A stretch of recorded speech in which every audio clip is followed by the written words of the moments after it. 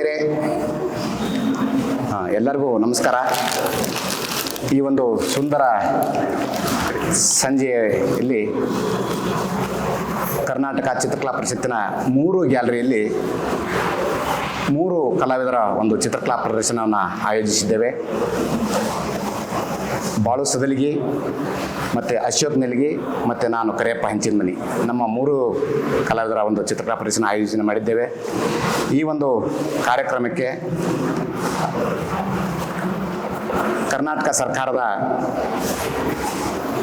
ಮಂತ್ರಿಗಳಾದಂಥ Shri Dinesh Gundu Rao sir ಅವರು ಇವತ್ತು ಉದ್ಘಾಟನೆ ಮಾಡಲಿಕ್ಕೆ ಆಗಮಿಸಿದ್ದಾರೆ. ಸನ್ಮಾನ್ಯ ಸಚಿವರು,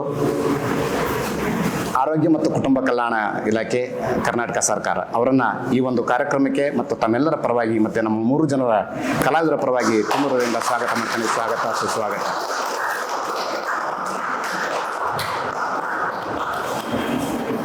ಈ ಒಂದು ಕಾರ್ಯಕ್ರಮಕ್ಕೆ ಮುಖ್ಯ ಅತಿಥಿಗಳಾಗಿ ಆಗಮಿಸಿರ್ತಕ್ಕಂಥ ನಮ್ಮ ನಾಡಿನ ಹಿರಿಯ ಕಲಾವಿದರು, ಚಿಂತಕರು ಹಾಗೂ ಕರ್ನಾಟಕ ಲಲಿತಕಲಾ ಅಕಾಡೆಮಿಯ ಅಧ್ಯಕ್ಷರು ಆದಂಥ ಪಾಸಾ ಕುಮಾರ್ ಸರ್ ಅವರು ಆಗಮಿಸಿದ್ದಾರೆ. ಅವರಿಗೆ ಈ ಒಂದು ಚಿತ್ರಕಲಾ ಪರಿಣತ ಪರವಾಗಿ ನಾನು ಸ್ವಾಗತವನ್ನು ಕೋರ್ತೇನೆ. ಸ್ವಾಗತ, ಸುಸ್ವಾಗತ.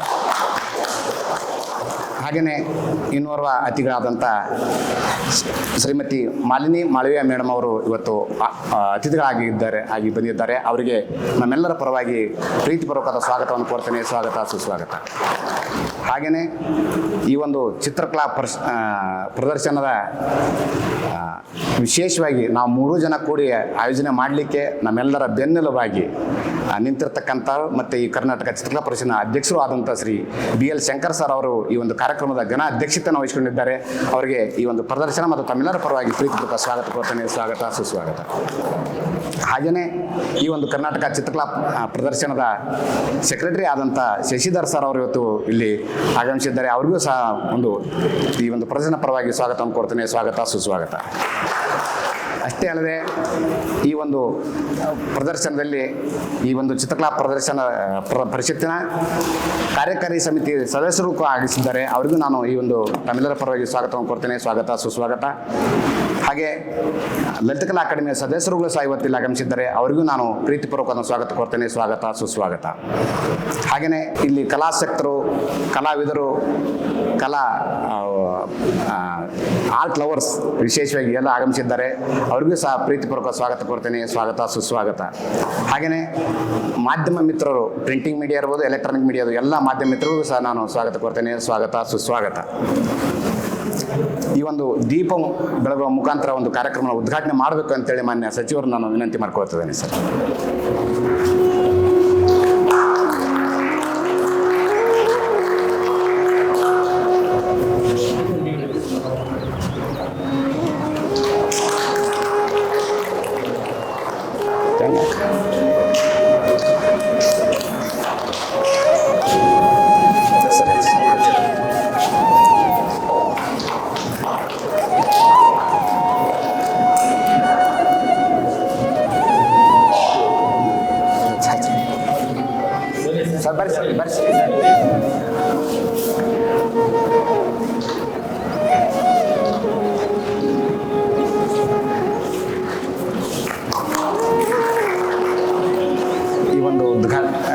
ಪ್ರದರ್ಶನವನ್ನು ದೀಪ ಬೆಳಗುವ ಮುಖಾಂತರ ಉದ್ಘಾಟನೆ ಮಾಡಿದಂಥ ಎಲ್ಲ ಗಣ್ಯಮಾನ್ಯರಿಗೆ ತುಂಬ ಧನ್ಯವಾದಗಳು. ಈ ಒಂದು ಪ್ರದರ್ಶನ ಕುರಿತು ಅತಿಥಿಗಳಾದಂಥ ಪಾಸಾ ಕುಮಾರ್ ಸರ್ ಇವತ್ತು ಈ ಒಂದು ಪ್ರದರ್ಶನ ಕೂಡ ಮಾತಾಡಬೇಕಂತ ವಿನಂತಿ ಮಾಡ್ಕೊಳ್ತೀನಿ. ಮಾನ್ಯ ಮಂತ್ರಿಗಳಾದಂಥ ದಿನೇಶ್ ಗುಂಡೂರಾವ್ ಅವರೇ, ಶ್ರೀಮತಿ ನಳಿನಿ ಮಾಳವಿಯಾ ಅವರೇ, ಡಾಕ್ಟರ್ BL ಶಂಕರ್ ಅವರೇ ಹಾಗೂ ಕಲಾವಿದರಾದಂಥ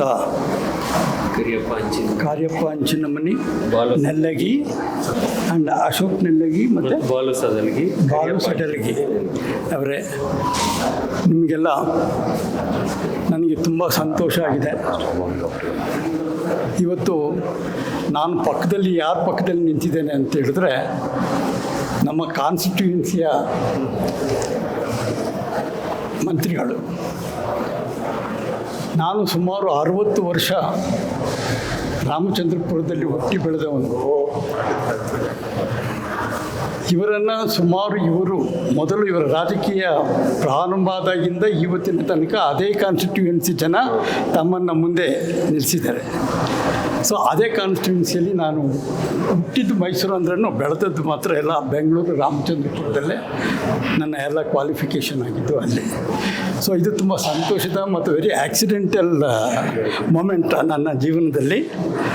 ಸೊ ಮಾನ್ಯರೇ, ನಮ್ಮ 3 ಜನ ಪ್ರತಿಭಾವಂತ ಕಲಾವಿದರು ಕರ್ನಾಟಕದವರು. ಇದು ತುಂಬ ಹೆಮ್ಮೆ ಪಡುವಂತಹ ವಿಷಯ. ಈ 3 ಜನದ ಕಲಾ ಮಾಧ್ಯಮದ ಆಯ್ಕೆ ಬೇರೆ ಬೇರೆ, ಮತ್ತು ಅವರ ಪ್ರೆಸೆಂಟ್ ಮಾಡ್ತಾ ಇರೋ ಸಬ್ಜೆಕ್ಟ್ ಬೇರೆ ರೀತಿಯಲ್ಲಿ, ಅವರ ರೆಂಡರಿಂಗ್ಸು ಬೇರೆ ಬೇರೆ ರೀತಿಯಲ್ಲಿ. ಒಬ್ಬರು ಪ್ರಕೃತಿ ಚಿತ್ರ ಬರೆದಿದ್ದಾರೆ, ಇನ್ನೊಬ್ಬರು ಜನಪದೀಯ ಎಲಿಮೆಂಟ್ಗಳನ್ನು ಇಟ್ಟುಕೊಂಡೇ ಬುಲ್ಸ್ ಸೀರೀಸನ್ನು ಒಂದು ಪ್ರೆಸೆಂಟ್ ಮಾಡಿದ್ದಾರೆ, ಪೇಂಟಿಂಗಾಗಿ ಕನ್ವರ್ಟ್ ಮಾಡಿದ್ದಾರೆ. ಮತ್ತು ನಮ್ಮ ಕಾರ್ಯಪ್ಪ ಹಂಚನಮನಿಯವರು ನಮ್ಮ ಅಕಾಡೆಮಿಯ ಸದಸ್ಯರು, ಈಗ ನನ್ನ ಜೊತೆಯಲ್ಲಿ ಕೆಲಸ ಮಾಡ್ತಾ ಇದ್ದಾರೆ. ಸೊ ಅವರು ಒಬ್ಬ ಪೊಲೀಸ್ ಡಿಪಾರ್ಟ್ಮೆಂಟಲ್ಲಿ ಬಂದಂಥ ಅಪ್ರತಿಮ ಕಲಾವಿದರಲ್ಲಿ ಇವರೊಬ್ಬರು. ಸೊ ಇವರ ವೇ ಆಫ್ ವರ್ಕಿಂಗ್ ಸಿಸ್ಟಮನ್ನು ನಾನು ನೋಡಿದ್ದೇನೆ. ತುಂಬ ಫಾಸ್ಟಾಗಿ, ತುಂಬ ಶಕ್ತಿಯುತವಾದ ಒಂದು ಅಪ್ಲಿಕೇಶನ್ಸನ್ನು ಇವರು ಮಾಡ್ತಾರೆ. ಸೊ ಇವರೆಲ್ಲನ ಇಲ್ಲಿ ಬಂದು ಆಗಲೇ ಹೇಳಿದ್ರು, ಬಿ ಎಲ್ ಶಂಕರ್ ಅವರ ಕೋಆಪರೇಷನ್ ಇಲ್ಲಿ ಒಂದು ಶೋ ಮಾಡಿದ್ದಾರೆ, ಶೇಷಗಿರಿ ಅವ್ರದ್ದು ಪಾತ್ರ ಇದೆ ಅಂತೇಳಿ. ಅವರೆಲ್ಲರಿಗೂ ನಾನು ಅಭಿನಂದಿಸ್ತೇನೆ. ನಳಿನಿ ಮಾಳವಿ ಅವರು ಬಂದಿದ್ದಾರೆ ಇಲ್ಲಿ, ಅವರು ಆರ್ಟ್ ಕ್ರಿಟಿಕ್. ನಾನು ಆಗಲೇ ಮಾತಾಡ್ತಾ ಇದ್ದೆ ನೋಡಿ, ಕರ್ನಾಟಕದಲ್ಲಿ ಇಷ್ಟು ಒಳ್ಳೆ ಟ್ಯಾಲೆಂಟ್ಸ್ ಇದೆ, ಬಟ್ ಇದು ಪುತ್ತೂರಿಗೆ ಹೋಗಿಲ್ಲ. ಪುತ್ತೂರಿಗೆ ಹೋಗಬೇಕಾದ್ರೆ ಕ್ರಿಟಿಕ್ಸ್ ಪಾತ್ರ ತುಂಬ ಮುಖ್ಯ. ಯಾರು ಅದನ್ನು ನೋಡಿ ಅದರ ಬಗ್ಗೆ ಚರ್ಚಿಸಿ ಅವರ ಲೇಖನದಲ್ಲಿ ಇದು ಯಾವ ಮಟ್ಟದ ಕಲಾಕೃತಿಗಳು, ಇವರು ಯಾರು, ಇವರು ಎಷ್ಟು ವರ್ಷದಿಂದ ಕೆಲಸ ಮಾಡ್ತಾ ಇದ್ದಾರೆ, ಈ ಥರದ ವಿಚಾರಗಳನ್ನೆಲ್ಲ ಉತ್ತರದ ಕಡೆ, ಅಂದರೆ ಎಸ್ಪೆಷಲಿ ಬಾಂಬೆ ಮತ್ತು ಡೆಲ್ಲಿ ಕಡೆ ಇವರು ನೆಲೆ ಊರೋದಕ್ಕೆ ನೀವು ಅವಕಾಶ ಮಾಡಿಕೊಡ್ಬೇಕು ಅಂತ ನಳಿನಿ ಮಾಳವಿ ಅವರಿಗೆ ಕೇಳ್ಕೊಡ್ತಾ ಇದ್ದಾನೆ. ಸೊ ಹಾಗೆ ಸರ್, ತಮಗೂ ಕೇಳ್ಕೊಳ್ತಾ ಇದ್ದೇನೆ, ನೀವೀಗ ಆರೋಗ್ಯ ಇಲಾಖೆನ ನೋಡ್ಕೊಳ್ತಾ ಇರೋದ್ರಿಂದ ಈ ಕಲೆ ಇದೆಯಲ್ಲ, ಮನಸ್ಸಿಗೆ ತುಂಬ ಸಂಬಂಧಪಟ್ಟ ವಿಚಾರಗಳು. ನಿಮ್ಮ ಆಸ್ಪತ್ರೆಗಳಲ್ಲಿ ಕೆಲವು ಒಳ್ಳೆಯ ಕೃತಿಗಳನ್ನು ಹಾಕೋದ್ರಿಂದ ಅಲ್ಲಿ ಬಂದು ಕೂತ್ಕೊಳ್ಳೋವರು ಮನಸ್ಸು ಬೇರೆ ರೀತಿಯ ಒಂದು ಗೊಂದಲದಿಂದ ಹೊರಗಡೆ ಬರುತ್ತೆ. ಆ ರೀತಿಯ ಒಂದು ಎಕ್ಸ್ಪೆರಿಮೆಂಟ್ಸ್ ಈಗಾಗಲೇ ಬೇರೆ ಬೇರೆ ಕಡೆ ಆಗಿದೆ. ಸೊ ಅದನ್ನು ನೀವು ನಮ್ಮಲ್ಲಿ ಕರ್ನಾಟಕದಲ್ಲಿ ಪ್ರಯೋಗ ಮಾಡಬೇಕು ಅಂತ ತಮ್ಮಲ್ಲಿ ಕಳಕಳಿಯಾಗಿ ನಾನು ಪ್ರಾರ್ಥಿಸ್ತೇನೆ. ಅಕಾಡೆಮಿ ಅಧ್ಯಕ್ಷನಾಗಿ ನಮ್ಮ ಯಂಗ್ಸ್ಟರ್ಸು ತುಂಬ ಜನ ಇದ್ದಾರೆ. ನೀವು ಬೇಕಾದರೆ ಮೊನ್ನೆ ನಾವು ಮಾತಾಡ್ತಾ ಇದ್ದೇವೆ ನಮ್ಮ ಮೀಟಿಂಗಲ್ಲಿ, ನಮಗೆ ಒಂದು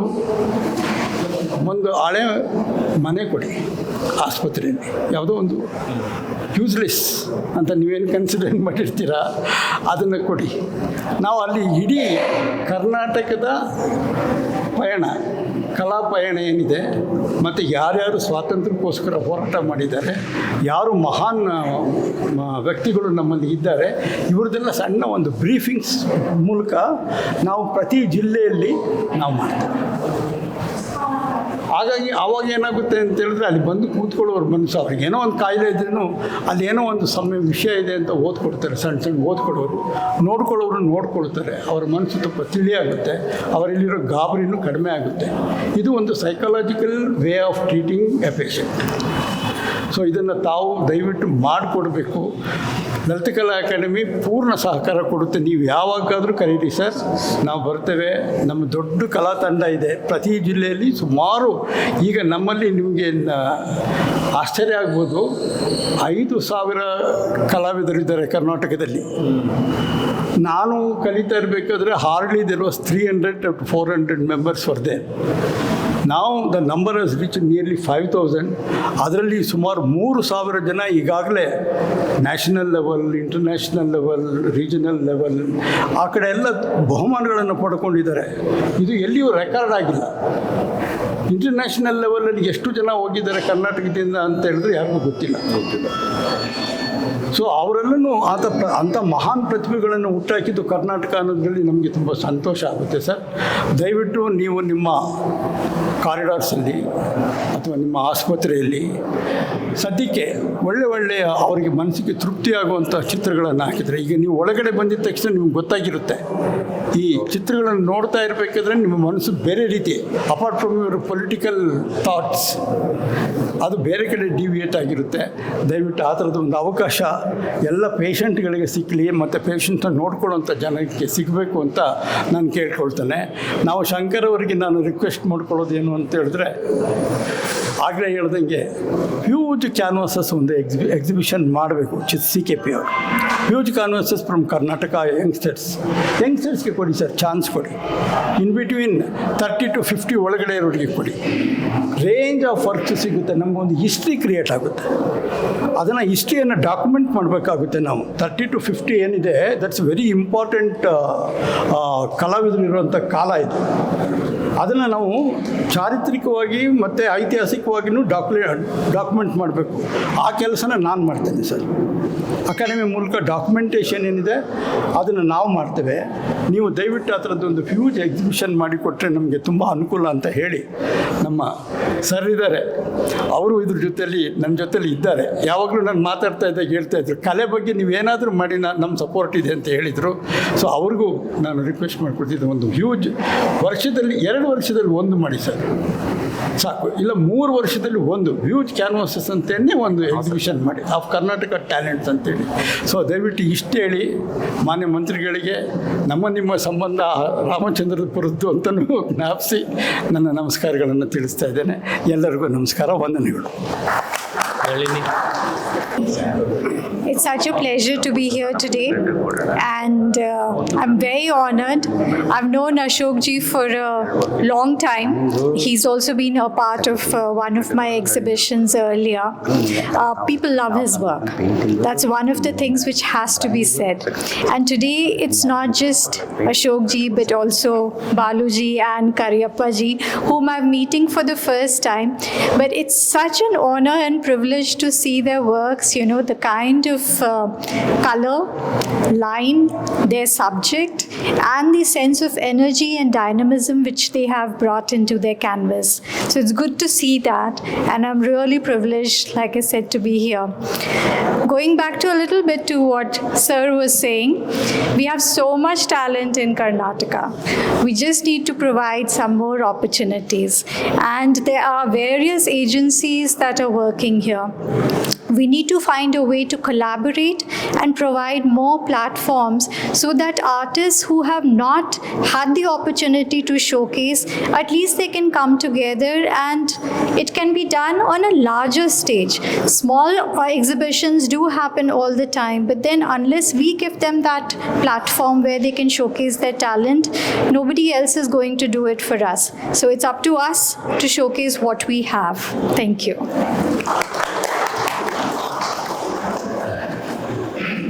ನಿಮಗೆಲ್ಲ ದಿನೇಶ್ ಗುಂಡೂರಾಯರ ಬಗ್ಗೆ ಪರಿಚಯನೇ ಇರ್ತದೆ, ಇರಲೇಬೇಕು. ಯಾಕೆಂದರೆ ಭಾಳ ವರ್ಷದಿಂದ ಸಾರ್ವಜನಿಕ ಬದುಕಿನಲ್ಲಿದ್ದಾರೆ. ಅವರು ಪ್ರಸಿದ್ಧಿಯಾಗಿರೋದು ಅವರ ತಂದೆ ಕಾರಣಕ್ಕಲ್ಲ. ಅವ್ರ ತಂದೆ ಕರ್ನಾಟಕದ ಮುಖ್ಯಮಂತ್ರಿಯಾಗಿ ಭಾಳ ವರ್ಷ ಕರ್ನಾಟಕ ರಾಜಕಾರಣದಲ್ಲಿದ್ದರು. ಮೂಲತಃ ಮಲೆನಾಡಿನವರು, ಕೊಡಗು ಜಿಲ್ಲೆಯವರು. ಆಮೇಲೆ ಅವ್ರ ಜನ್ಮಭೂಮಿ ಕೊಡಗಾದರೂ ಕೂಡ ಕರ್ಮಭೂಮಿ ಬೆಂಗಳೂರನ್ನು ಆಯ್ಕೆ ಮಾಡಿಕೊಂಡ್ರು.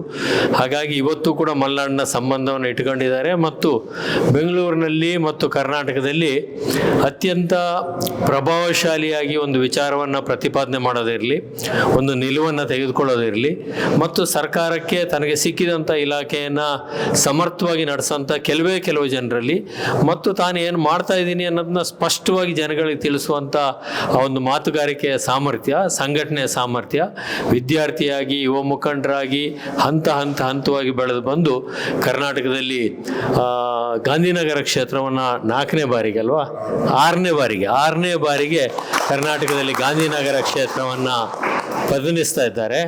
ಅವರ ತಾಯಿಯವರು ಕೂಡ ಚುನಾವಣೆಯಲ್ಲಿ ಸ್ಪರ್ಧೆ ಮಾಡಿ ಗೆದ್ದಿದ್ರು. ಅವರ ತಂದೆಯವರಂತೂ ಭಾಳ ದೊಡ್ಡ ಒಂದು ಹೆಸರನ್ನು ಪಡೆದಿದ್ರು.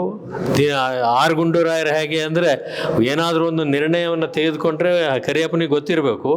ಒಂದು ಸರ್ತಿ ಒಂದು ನಿರ್ಧಾರ ಮಾಡಿ ಒಂದು ಆರ್ಡರ್ ಮಾಡಿದ್ರು ಅಂದರೆ ಬದಲಾಯಿಸ್ತಾ ಇದ್ದಂಥ ಯಾರಾದರೂ ಒಬ್ಬರು ಮುಖ್ಯಮಂತ್ರಿ ಇದ್ದರು ಅಂದರೆ ಅದು ಆರ್ ಗುಂಡೂರಾಯರು ಅಂತಿದ್ರು. ಅವರಷ್ಟು ಹಾರ್ಡ್ ಇಲ್ಲ. ದಿನೇಶ್ ಗುಂಡೂರಾವ್ ಸ್ವಲ್ಪ ಸಾಫ್ಟ್, ಮಲೆನಾಡು ಸಂಬಂಧ ಜಾಸ್ತಿಯಾಗಿ ಅಥವಾ ಇವತ್ತಿನ ರಾಜಕಾರಣ ಬದಲಾಗಿ, ಬಟ್ ಸಮರ್ಥವಾಗಿರ್ತಕ್ಕಂಥ ಒಬ್ಬರು ಮಂತ್ರಿಯನ್ನು ಹೆಸರು ತಗೊಂಡಿದ್ದಾರೆ. ಕರ್ನಾಟಕ ಪ್ರದೇಶ ಕಾಂಗ್ರೆಸ್ ಸಮಿತಿ ಅಧ್ಯಕ್ಷರಾಗಿಯೂ ಕೂಡ ಕೆಲಸ ಮಾಡಿದ್ದಾರೆ. ರಾಜ್ಯ ಮಟ್ಟದಲ್ಲಿ, ರಾಷ್ಟ್ರ ಮಟ್ಟದಲ್ಲಿ ತಮ್ಮದೇ ಆದಂಥ ಒಂದು ಪ್ರಭಾವವನ್ನು ಇಟ್ಕೊಂಡಿರ್ತಕ್ಕಂಥವ್ರು ಮತ್ತು ಕರ್ನಾಟಕದ ಮತ್ತು ಭಾರತ ರಾಜಕಾರಣದಲ್ಲಿ ಇನ್ನು ಕೆಲವು ದಶಕಗಳ ಕಾಲ ಅಥವಾ ಹಲವು ದಶಕಗಳ ಕಾಲ ಗಮನಿಸಬೇಕಾದಂಥ ಒಂದು ವ್ಯಕ್ತಿತ್ವ. ಆಮೇಲೆ ರಾಜಕಾರಣಿಗಳು ಭಾಳ ಜನ ಇದ್ದಾರೆ, ಪ್ರಜಾಪ್ರಭುತ್ವ ವ್ಯವಸ್ಥೆ ಬರ್ತಾರೆ ಹೋಗ್ತಾರೆ. ನಮ್ಮಲ್ಲೂ ಈಗ 33 ಮಂತ್ರಿಗಳಿದ್ದಾರೆ. ಎಲ್ರಿಗೂ ಕೂಡ ಸಾಂಸ್ಕೃತಿಕವಾದಂಥ ಒಂದು ಮನಸ್ಸಿರೋದಿಲ್ಲ. ನಾನು ಅವರನ್ನು ಬರೇ ಒಂದು ವಾಟ್ಸಪ್ಪಲ್ಲಿ ಒಂದು ಇನ್ವಿಟೇಷನ್ನ ರಿಕ್ವೆಸ್ಟ್ನ ಅವರಿಗೆ ಕಳಿಸ್ದೆ. ಇವತ್ತಿನ ದಿವಸ ಈ ಥರ ಇದೆ, ಉತ್ತರ ಕರ್ನಾಟಕದ 3 ಜನ ಕಲಾವಿದರು ಈ ಥರ ಪ್ರದರ್ಶನ ಮಾಡ್ತಾರೆ, ಬೆಳಿಗ್ಗೆ 11:30 ಅಥವಾ ಸಂಜೆ ನಿಮ್ಗೆ ಯಾವುದು ಅನುಕೂಲ ಅಂತ ತಿಳಿಸಿದ್ರೆ ಆ ಥರ ಮಾಡ್ತೀವಿ ಅಂತ. ಒಂದು ಕೆಲವು ಗಂಟೆಗಳಲ್ಲೇ ಸಂಜೆ 5 ಗಂಟೆಗೆ ಆಗ್ಬೋದಾ ಅಂತ ವಾಪಸ್ ಹಾಕಿದರು. ಆಮೇಲೆ ನಾನು ಅವ್ರ ಹತ್ರ ಫೋನಲ್ಲೂ ಮಾತಾಡಲಿಲ್ಲ, ಪರ್ಸ್ನಲಿ ಹೋಗಿ ಕರೀಲೂ ಇಲ್ಲ. ಇನ್ವಿಟೇಷನ್ ಅವ್ರ ಆಫೀಸಿಗೆ, ಮನೆಗೆ ನಮ್ಮ ಸಿಬ್ಬಂದಿ ಹೋಗಿ ತಲುಪಿಸಿದ್ ಬಿಟ್ಟರೆ ಬೇರೆ ಯಾವುದೇ ಮಂತ್ರಿಗಳು ನಿರೀಕ್ಷೆ ಮಾಡುವಂಥ ಯಾವ ಫಾರ್ಮಾಲಿಟಿನೂ ನಾನು ಮಾಡಲಿಲ್ಲ.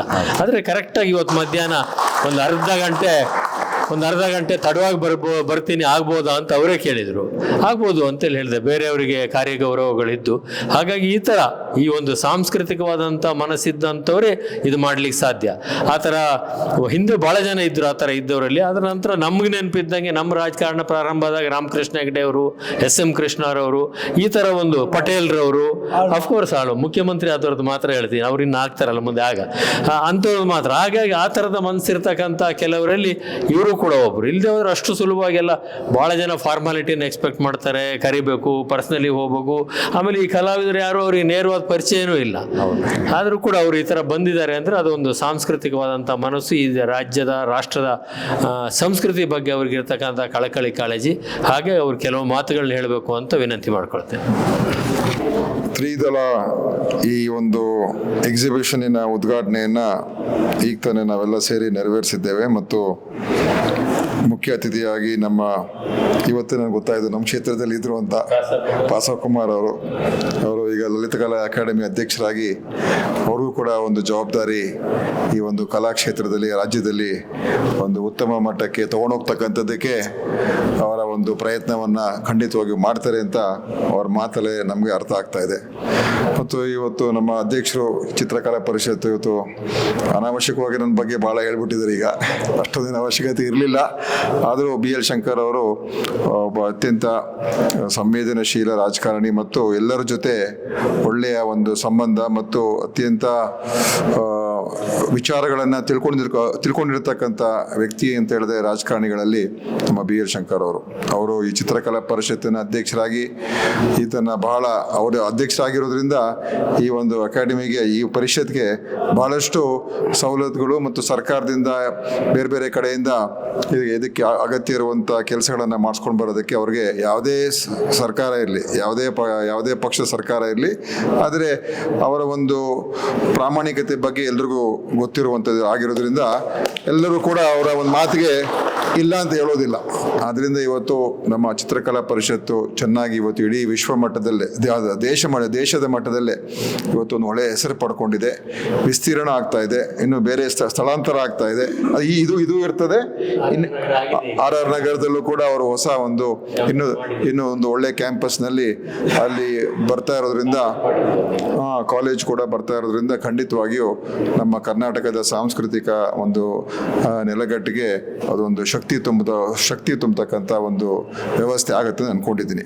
ಇವತ್ತೆಲ್ಲ ಮುಖ್ಯ 3 ಜನ ಎಲ್ಲ ಉತ್ತರ ಕರ್ನಾಟಕದವರು, ಬೇರೆ ಬಿಜಾಪುರ ಅವರು, ಹಾವೇರಿ ಹಾವೇರಿ, ಬೆಳಗಾವಿ ಮತ್ತು ಬಿಜಾಪುರ 3 ಎಲ್ಲ ಹತ್ತಿರದಲ್ಲಿರುವಂಥ ಉತ್ತರ ಕರ್ನಾಟಕ ಜಿಲ್ಲೆಗಳು.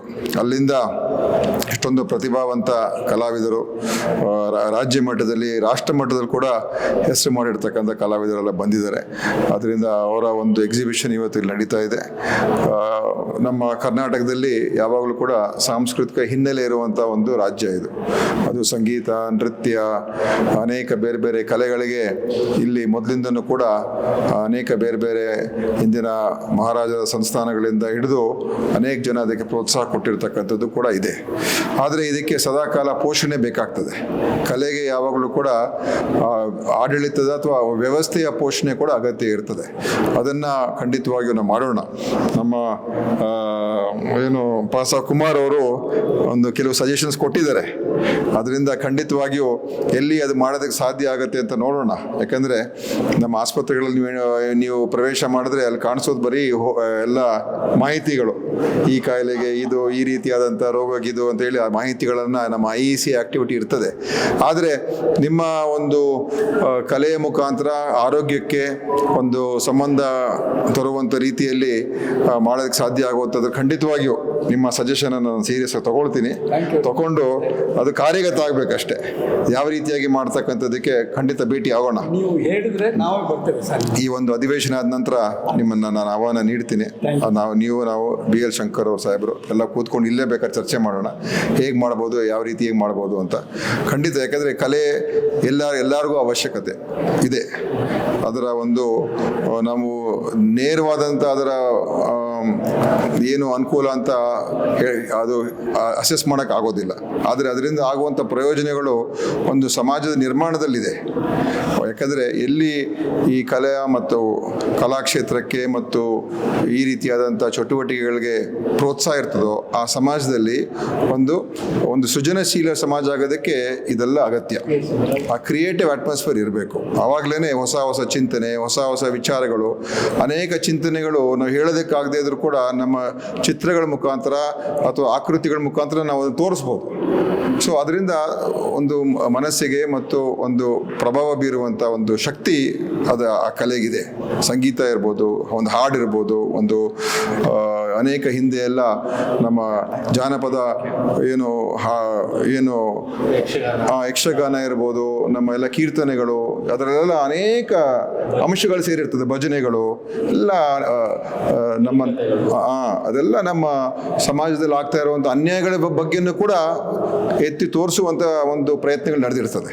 ಸೊ ಇದನ್ನು ನಾವು ಖಂಡಿತವಾಗಿಯೂ ಬೆಳೆಸೋಣ, ನಮ್ಮ ಸಹಕಾರವನ್ನು ಕೊಡೋಣ ಅಂತ ಹೇಳಿ ಇವತ್ತು ಭಾಳ ಚೆನ್ನಾಗಿ, ಇನ್ನೂ ನೋಡಲಿಲ್ಲ, ಇನ್ನೂ ಎಲ್ಲ ನೋಡ್ಬಿಟ್ಟು ಹೋಗೋಣ. ಆದರೆ 3 ಜನ ಕಲಾವಿದರು ಖಂಡಿತವಾಗಿಯೂ ಪ್ರತಿಭಾವಂತರಿದ್ದಾರೆ. ನಿಮಗೆ ಇನ್ನೂ ಹೆಚ್ಚು ಜನಪ್ರಿಯತೆ ಮತ್ತು ನಿಮ್ಮ ಒಂದು ಪರಿಚಯ ಇನ್ನೂ ಹೆಚ್ಚು ನಮ್ಮ ಜನರಿಗೆ ಆಗಲಿ ಅಂತ ಈ ಸಂದರ್ಭದಲ್ಲಿ ಹೇಳಿ ನಿಮಗೆ ನಮ್ಮ ಶಂಕರ್ ಸಾಹೇಬರಿಗೂ ಕೂಡ ನಾನು ಧನ್ಯವಾದ ಅರ್ಪಿಸ್ತೀನಿ. ಮತ್ತು ನಮ್ಮ ಸಹಕಾರ ಯಾವಾಗಲೂ ಕೂಡ ಅವ್ರ ಜೊತೆಲಿ ಇರುತ್ತೆ ಅಂತ ಕೂಡ ಹೇಳಿ ನನ್ನ 2 ಮಾತನ್ನು ಮುಗಿಸ್ತೇನೆ. ನಂದೇನು ಹೆಚ್ಚು ಕೆಲಸ ಇಲ್ಲ. ನಾವು ಕೆಲವು ವರ್ಷಗಳ ಹಿಂದೆ ಒಂದು ತೀರ್ಮಾನ ಮಾಡಿದ್ವಿ. ಚಿತ್ರಕಲಾ ಪರಿಷತ್ನಲ್ಲಿ ನನಗನ್ಸಿದ್ದು, ನಾನಿಲ್ಲಿ ಅಧ್ಯಕ್ಷನಾಗಿ ಬಂದ ನಂತರ ಉತ್ತರ ಕರ್ನಾಟಕದ ಕಲಾವಿದರ ಪ್ರಾತಿನಿಧ್ಯ ಸ್ವಲ್ಪ ಕಡಿಮೆ ಇದೆ ಇಲ್ಲಿ ಸದಸ್ಯತ್ವದಲ್ಲಿ ಅಂತ ನನಗೆ ಅನ್ನಿಸ್ತು.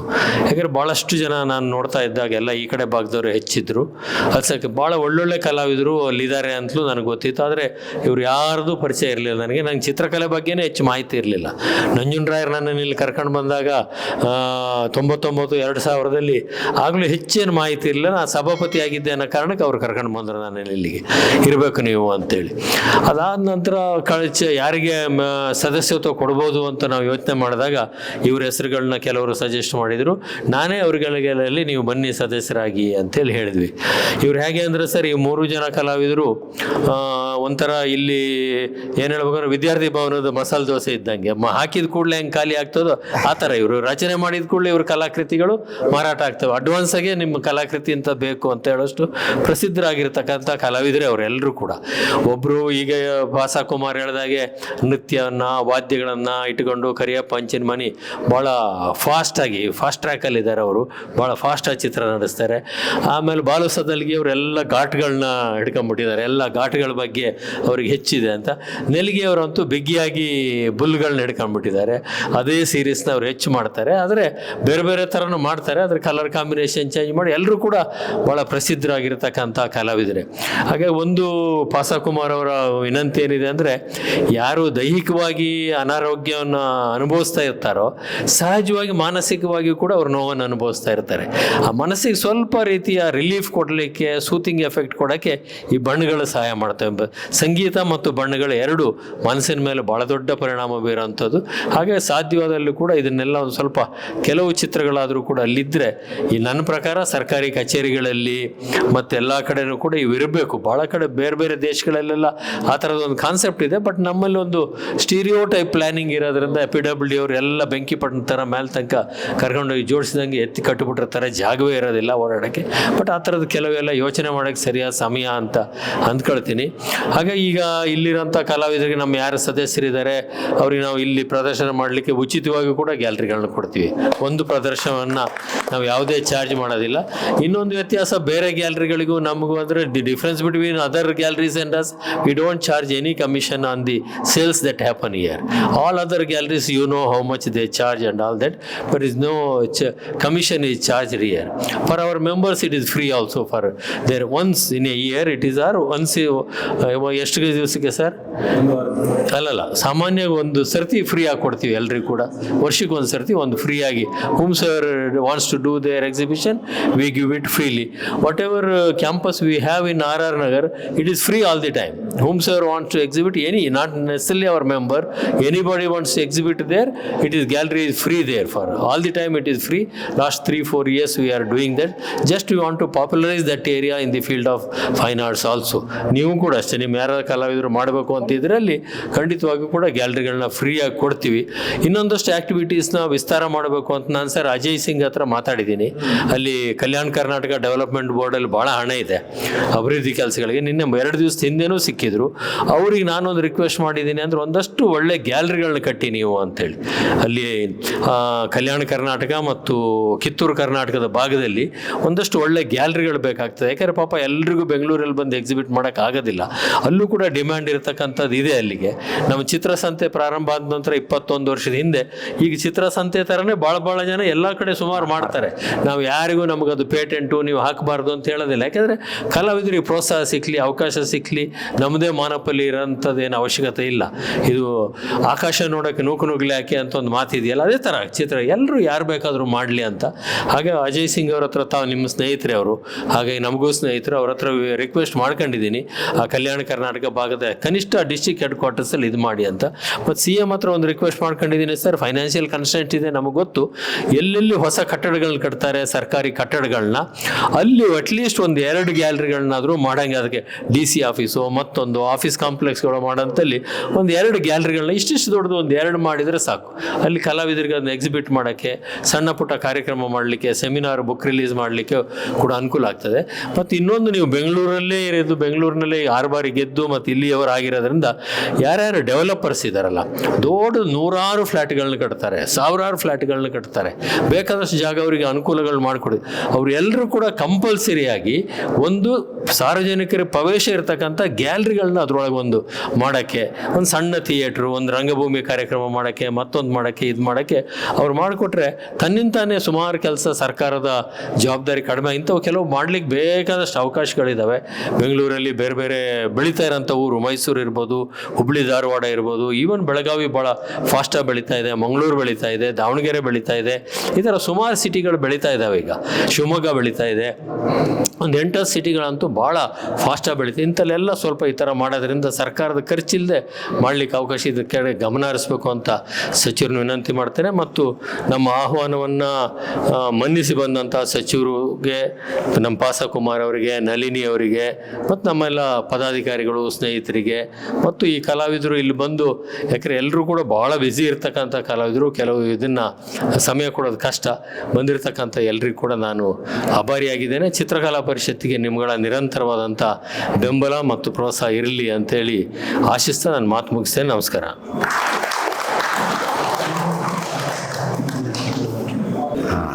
ಸ್ನೇಹಿತರೆ, ಈ ಒಂದು ಕಾರ್ಯಕ್ರಮವನ್ನು ಉದ್ಘಾಟನೆ ಮಾಡಿ ಅವರ ಮನದಾಳದ ಮಾತನ್ನು ಹೇಳಿರ್ತಕ್ಕಂಥ ಎಲ್ಲ ಗಣ್ಯಮನ್ನರಿಗೆ ಈ ಒಂದು ಪ್ರದರ್ಶನ ಪರವಾಗಿ ತುಂಬ ಹೃದಯದ ಧನ್ಯವಾದಗಳು. ಜೊತೆಗೆ ಮಾನ್ಯ ಸಚಿವರು ನಮ್ಮ ಜೊತೆ ಇರೋದ್ರಿಂದ ನಾನೊಬ್ಬ ಕಲಾವಿದನಾಗಿ ಬಹುಶಃ ಒಪ್ಪನ್ನ ಕೇಳಬೇಕಂತ ನನಗೆ ಗೊತ್ತಿಲ್ಲ, ಬಟ್ ನನ್ನ ಫೀಲ್ ಬರ್ತಾಯಿದೆ ಇವತ್ತು ಕೇಳಬೇಕಂತ ಅವ್ರನ್ನ. ಸುಮಾರು ಕೋವಿಡ್ಗಿಂತ ಮೊದಲು ನಮ್ಮ ಚಿತ್ರಕಲಾವಿದರಿಗೆ, ವಿಶೇಷವಾಗಿ ಕರ್ನಾಟಕ ಸರ್ಕಾರದಿಂದ ಚಿತ್ರಕಲಾ ಪ್ರದರ್ಶನವನ್ನು ಆಯೋಜನೆ ಮಾಡಲಿಕ್ಕೆ ಧನ ಸಹಾಯ ಕೊಡ್ತಾ ಇದ್ರು. ಕೋವಿಡ್ ನಂತರ ಅದು ಏನೋ ಗೊತ್ತಿಲ್ಲ ತಕ್ಷಣಕ್ಕೆ ಅದು ಬೇರೆ ಬೇರೆ ಯೋಜನೆ ಕೊಡ್ತಾ ಇದ್ದಾರೆ. ಏನು ನಾಟಕಕಾರರಿಗೆ, ಸಂಘ ಸಂಸ್ಥೆಗಳಿಗೆ, ಏನೇನು ಕಲಾವಿದರಿಗೆ ಪೋಷಣೆ ಬೇಕಾಗಿತ್ತು ಅವ್ರಿಗೆ ಧನ ಸಹಾಯ ಕೊಡ್ತಾ ಇದ್ರು. ವಿಶೇಷವಾಗಿ ಚಿತ್ರಕಲಾ ಪ್ರದರ್ಶನ ಕೊಡ್ತಕ್ಕಂಥ ಧನ ಸಹಾಯ ಬಂದಾಗಿದೆ ಈ ಒಂದು 2 ವರ್ಷದಿಂದ ಕನ್ನಡ ಸಂಸ್ಕೃತಿ ಇಲಾಖೆಯಿಂದ.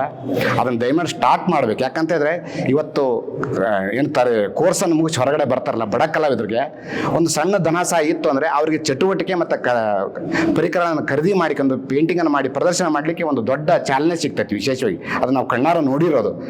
ನಮ್ಮ ಕರ್ನಾಟಕದಾಗ ಇವತ್ತು ಪ್ರದರ್ಶನ ಎಷ್ಟು ಕಡಿಮೆ ಆಗಿದಾವೆ ಅಂದರೆ ಸುಮಾರು 50% ಪ್ರದರ್ಶನ ಕಡಿಮೆ ಆಗಿದಾವೆ. ಅದು ಕೂಡ ಧನ ಸಹಾಯ ಬಂದಾಗ ಸುಮಾರಷ್ಟು ಪ್ರದರ್ಶನಗಳು ನಡೀತಾ ಇದ್ದವು. ಎಷ್ಟು ಸರ್ಕಾರಕ್ಕೆ ಎಷ್ಟು ದೊಡ್ಡ ಹೆಸರು ಬಂದಿತ್ತು ಅಂದರೆ ಅದು ಧನ ಸಹಾಯದಿಂದ ನಾವು ಬೇರೆ ಸ್ಟೇಟ್ಗೆ ಹೋಗಿ ಪ್ರದರ್ಶನ ಮಾಡಲಿಕ್ಕೆ ಅವಕಾಶ ಇತ್ತು ಆ ಧನ ಸಹಾಯದಿಂದ. ಅಲ್ಲಿ ಹೋದಾಗ ಅಲ್ಲಿ ಜನಗಳು ಹೇಳ್ತಾ ಇದ್ರು, ಗೌರ್ಮೆಂಟ್ ನಿಮಗೆ ಸ್ಪಾನ್ಸರ್ ಮಾಡಿ ಇಲ್ಲಿ ಕಳಿಸ್ತಾ ಇತ್ತು ಅಂತಂದಾಗ ಇಲ್ಲಿ ಸರ್ಕಾರದ ಬಗ್ಗೆ ಭಾಳ ದೊಡ್ಡ ಹೆಸರು ಅಲ್ಲಿ ಬರ್ತಾ ಇತ್ತು ಅನ್ನುವಂಥದ್ದು. ಆ ಒಂದು ದೊಡ್ಡ ಯೋಜನೆ ಮತ್ತೆ ಸ್ಟಾರ್ಟ್ ಆಗಬೇಕಂತ ನಾವು ವಿನಂತಿ ಮಾಡ್ಕೊಳ್ತೇವೆ ಅಂತ ಮಾಡಿ ಈ ಒಂದು ಕಾರ್ಯಕ್ರಮದ ಎಲ್ಲ ಕಲಾವಿದರ ಪರವಾಗಿ ಅಂತೇಳಿ. ಹಾಗೇನೆ ಈ ಒಂದು ಸುವರ್ಣ ಸಂದರ್ಭದಲ್ಲಿ ಸರ್ ಒಂದು ಹೇಳಿದ್ರು ಆಲ್ರೆಡಿ ಜಿಲ್ಲಾ ಕೇಂದ್ರಗಳಲ್ಲಿ ಒಂದು ಗ್ಯಾಲರಿ ಮಾಡಬೇಕಂತೇಳಿ, ಅದು ಸಹ ನಮ್ಮ ಮನೆಗೆ ಹೇಳ್ತಾ ನನ್ನ ಒಂದು ಇದನ್ನು ರಿಕ್ವೆಸ್ಟ್ ಮುಗಿಸ್ತೇನೆ. ಜೊತೆಗೆ ಈ ಒಂದು ಕಾರ್ಯಕ್ರಮಕ್ಕೆ ಆಗಮಿಸಿರ್ತಕ್ಕ ಎಲ್ಲ ಗಣ್ಯಮಾನ್ಯರಿಗೆ, ವಿಶೇಷ ಬಾಳು ಸದಲಿಗೆ ಅವರು ರಚಿಸ್ತಕ್ಕಂಥ ಕಲಾಕೃತಿಯನ್ನು ನೀಡಿ ಗೌರವಿಸಬೇಕಂತ ವಿನಂತಿ ಮಾಡ್ಕೊಳ್ತಾ ಇದ್ದೇನೆ.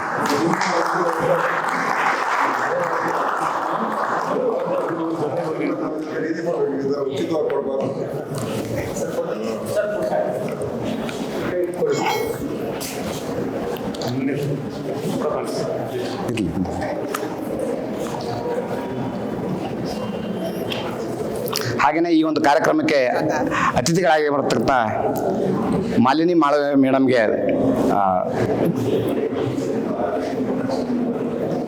ಕೊಡಿ. ನಾನೇ ಕರಿಯಪ್ಪ ಚಿನ್ಮನಿ ಇವರು ಒಂದು ಕಲಾಕೃತಿಯನ್ನು ಕೊಟ್ಟು ಸ್ವಾಗತ ಅಂತ ಹೇಳಿ ಕೇಳ್ತೀನಿ. Thank you. ಚಿತ್ರಕಲಾ ಪರಿಷತ್ತಿನ ಕಾರ್ಯದರ್ಶಿಗಳಂತ ಶಶಿಧರ್ ಸರ್ಗೆ ಒಂದು ಕಲಾಕೃತಿಯನ್ನು